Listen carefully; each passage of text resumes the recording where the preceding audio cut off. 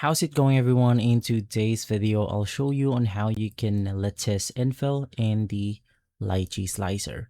Now, basically to do this, it's going to be extremely simple. The first thing that you want to do is to navigate through the prepare option.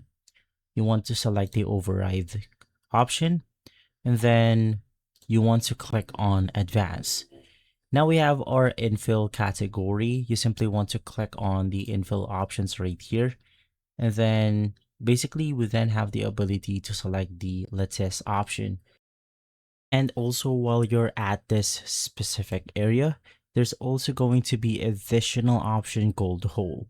So you could just click on it in order to use the lattice infill, but of course you need to get their premium plan or the full features of Lychee in order to do that.